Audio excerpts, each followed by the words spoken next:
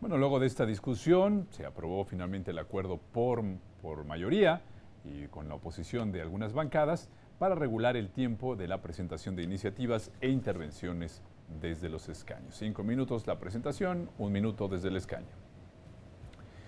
Bueno, y vamos ahora a continuar en la Cámara Alta, porque también ahí en el Pleno del Senado de la República, en Reforma 135, continuó el análisis del sexto informe de gobierno del Ejecutivo de Peña Nieto.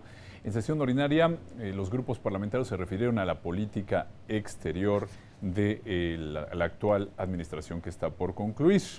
El legislador empezó el posicionamiento con el grupo parlamentario, por el legislador sin grupo parlamentario Álvarez y Casa, quien señaló que pues la política exterior del Ejecutivo Federal ha buscado impulsar un México global. El senador Emilio Álvarez y Casa afirmó que no se cumplió con el objetivo, ya que en primer término se confundió la política exterior con la política personal.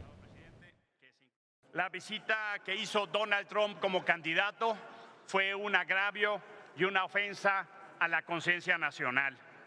Esa invitación en plena campaña e insistir en una relación personal del secretario de Relaciones Exteriores con el yerno del presidente ha constituido una equivocación total en la relación internacional. Y luego de poner énfasis en que desde la llegada de Donald Trump a la presidencia de Estados Unidos, nuestros connacionales viven un sentimiento de persecución por parte de autoridades norteamericanas, el senador Eduardo Murat señaló que ante este embate el trabajo del actual gobierno federal se ha dirigido en fortalecer la red consular en la Unión Americana, creando tan solo en 2017 150 centros de defensoría. Estos han asesorado a más de 170,000 personas en distintas materias: derechos humanos, penal, civil, laboral y administrativo. Es de destacar que desde 2012 se han reportado más de 1 millón de asuntos de protección y asistencia consular. Hace 6 años, entre los objetivos del Plan Nacional de Desarrollo se encontraba que nuestro país fortalecería su voz y la presencia en la comunidad internacional, recobrando el liderazgo en beneficio de las grandes causas globales. Así lo recordó la senadora Katia Ávila, quien señaló que no obstante lo anterior, la comunidad internacional ve en México una nación fracturada por la violencia. Sin respeto por los derechos humanos y donde la pobreza y la corrupción crecen sin cesar. Por eso es deber de este cuerpo legislativo cuestionar el informe presentado con el objetivo de saber qué de él es verdad y qué es mentira. Por ejemplo, en el ámbito internacional solo se presenta un listado de reuniones y no se detallan sus acuerdos concretos.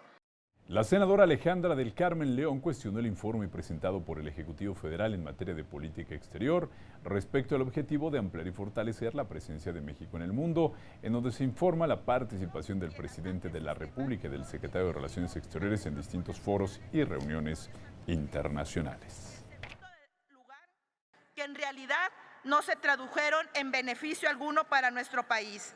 Lo único cierto es que la diplomacia mexicana está muy lejos de haber mejorado durante este sexenio en lo que se refiere a nuestras relaciones con América del Norte, el resto de América Latina, Europa y el Gran Medio Oriente. En el análisis y cuestionamiento del desempeño del canciller Luis Videgaray, el senador Rogelio Zamora utilizó como parte de su argumentación el hecho de que al tomar posesión de su encargo, el actual secretario sostuvo que no conocía la secretaría y posteriormente reconoció que él no era diplomático. Y también dijo, vengo a aprender. Y entonces vemos el problema que se suscitó con la venida del señor Trump, del presidente ahora, que en ese momento era candidato, y él reconoció, el mismo canciller reconoció, la primera persona del plural, dijo, cometimos errores, algo que marcó negativamente ese ejercicio de la diplomacia mexicana fue la expulsión del embajador norcoreano en un procedimiento que muchos dudaron que fuera siquiera legal. La senadora Indira Kempis subrayó la propuesta para construir un muro en la frontera sur de Estados Unidos, la deportación masiva de inmigrantes, la discriminación de nuestros connacionales en la Unión Americana, deberían de haber sido razones suficientes para que el gobierno de nuestro país hubiera tenido una postura determinante ante Estados Unidos, lo cual nunca sucedió. Lo preocupante es que los motivos de la migración también están hoy en la persecución política, las amenazas del crimen organizado, las desapariciones forzadas y un interminable contar de violaciones sistemáticas a los derechos humanos. Lo que agrava la situación en la frontera del norte representa una crisis humanitaria que tal parece sigue siendo imposible al gobierno actual. En la actual administración federal se ejerció una política exterior soberana, responsable y con liderazgo. Así lo destacó la senadora Claudia Ruiz Massieu, quien añadió que México diversificó sus relaciones y presencia en el mundo para beneficio de las familias mexicanas, actuando además para defender y empoderar a los connacionales que viven en el exterior. Somos un actor con peso global. Somos la 15ª economía del orbe y la 11ª nación más poblada. Nos sentamos en los principales foros de gobernanza global, como el G20. Somos uno de los países más interconectados a los mercados globales, con 12 tratados de libre comercio, con 46 socios y un acceso a más de 1.000 millones de consumidores. Bueno, para el senador Héctor Vasconcelos, el correspondiente informe en materia de política exterior analizado describe el capítulo final de una acción internacional que, a lo largo de 6 años, fue notoria por su carácter errático y por el desdibujamiento del papel histórico de México en América Latina y el Caribe.